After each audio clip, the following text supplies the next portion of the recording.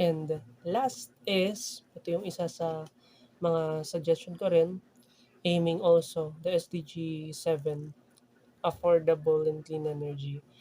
And nakapokus pa rin ito sa solar, which is this, the most complicated science fair daw na tawag niya. Pero as an ECE, alam ko na kaya ng isang ECE itong gawin.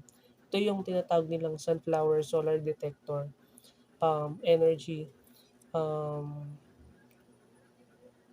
Nagko-consume siya or humihigop siya ng solar energy.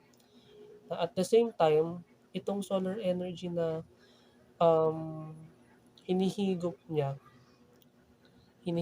nade-detect din niya. Baga kung makikita niyo sa video, sumusunod siya sa ilaw. So, meron siyang photoresistor, I think, with this. May sensor na kung saan yung sensor na yon sumusunod siya dun sa kung saan yung ano, kung saan mapupunta yung ano, yung sinag ng araw. Kaya maganda 'tong um, maging isang prototype para at least yung nagagamit nila na ano, na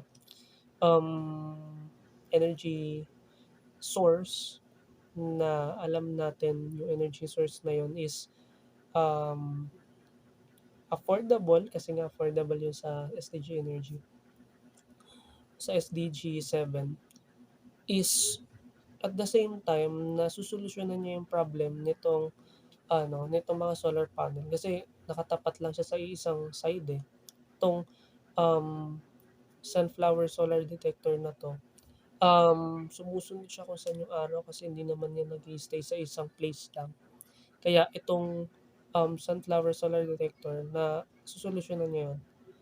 Kumbaga in-innovate or binigyan ng solution itong invention na 'to, yung mga madalas na problema ng, um, solar energy, 'di ba, yung solar energy source. And also gumawa rin siya ng mas convenient na, um, materials with this.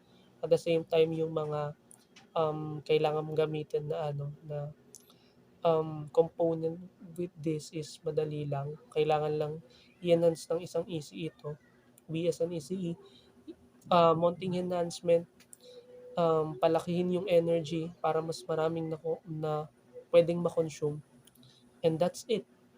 Kaya niyang solusyonan yung problems na ng or ma-aim yung goal ng SDG 7, the affordable energy.